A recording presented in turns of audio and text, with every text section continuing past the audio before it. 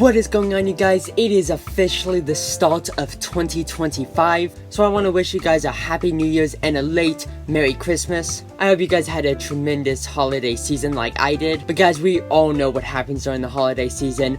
Most manga goes on sale, so that's definitely the time I have the least self-control. But I do want to mention, whenever manga goes on sale, especially during the Christmas season, I typically try to get as many hardcovers as I can get my hands on, because that's really the only time I can afford them. So spoiler alert, there's going to be a lot of hardcovers in this manga haul. But of course, before we get into it, make sure you guys comment down below if you picked up any manga during the holiday season, and let me know what manga and anime releases you are most excited for in the new year, because there is countless anime coming out and I could not be more excited for it. But I'm super excited for this manga haul, so let's go ahead and jump right into it. I will see you guys in a bit.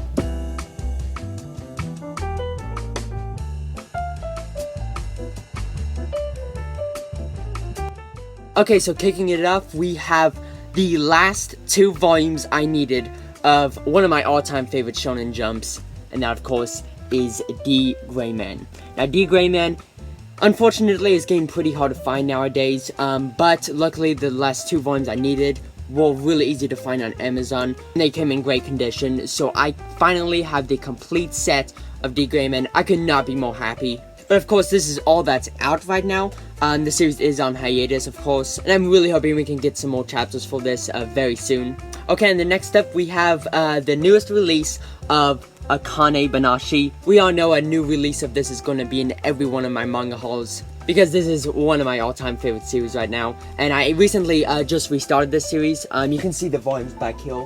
I'm currently on volume 5, and guys, this series just keeps on getting better and better. But for those who haven't heard of it, it's about a Japanese way of storytelling which is called Rakugo, and it follows our main character Akane right here, and there's a great revenge plot in this series as well. So like always, if you haven't checked the series out yet, please do, you will not be disappointed. Okay, then coming up next, we actually have some horror manga, and those would be the brand new volumes of H.P. Lovecraft volumes. Now, H.P. Lovecraft is of course one of the most famous horror novelists, and I've been meaning to pick up some of his novels for a while now, but when I found out they're making a manga, I decided I'm just gonna read this instead. Let me go ahead and show you the actual series names. So right here we have The Shadow Over Innsmouth, I think that's how you pronounce it. I gotta admit, these volumes feel so good. They're produced by Dark Horse, so you know they're gonna be amazing. And then we have The Hound and Other Stories. It's a very thin manga. I don't really know what this is. I'm guessing it's just a really short story, but I had to get this as well to complete my H.P. Lovecraft collection. And then we have At the Mountains of Madness volumes 1 and 2. And I will let you know they actually made a deluxe edition of this series, and the deluxe edition is really nice. But you guys know me, I am always 100% of the time gonna go for the singles for any manga if I can find it. And these singles did not disappoint. These covers look really awesome, and I'm so happy I picked these volumes up. The series of his that I did pick up, I don't know what any of them are about. I've just heard that H.P. Lovecraft is an amazing author, and the type of horror he does is right up my alley, so I'm really excited to read these volumes. Okay, and then next up we have a series that I just went ahead and picked up the complete set. Of course, it was on sale on Crunchyroll, and this series is an absolute classic. I personally don't know anything about this series though. I've just heard that it's regarded as one of the best shonens out there, but that is of course Yu Yu Hakusho. Now let me go ahead and show you all of the volumes to it. In total there was 19 volumes, so right here we have volumes 1 through 11, and then volumes 12 through 19. And I really like how these spines look. They're very simple, but I love the different color on the title. I just think these look very pleasing on the shelf. But actually, the main reason that I wanted to pick this series up is because I have been looking for the manga for Hunter x Hunter for who knows how long. I just cannot seem to find those volumes in stock anywhere. So I'm thinking my best shot is just to get the full series off of eBay. But so far I haven't seen a good price for the full set yet. But I really do not know anything about this series. I think like the main character, he dies and like becomes a ghost and like lives in a ghost world.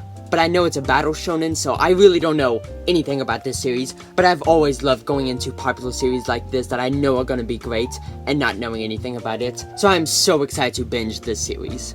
Okay, then with Yu Yu Hakusho the way, we have cleared up all the singles that I got in this haul, so it is now time to move on to the hardcovers. Now the first hardcover series I have here, not only I cannot believe I finally have this in my collection, but I cannot believe what I actually ended up paying for this manga. And you might be thinking I got it on sale off of Crunchyroll, and they were having a sale, and that's what I was originally going to do.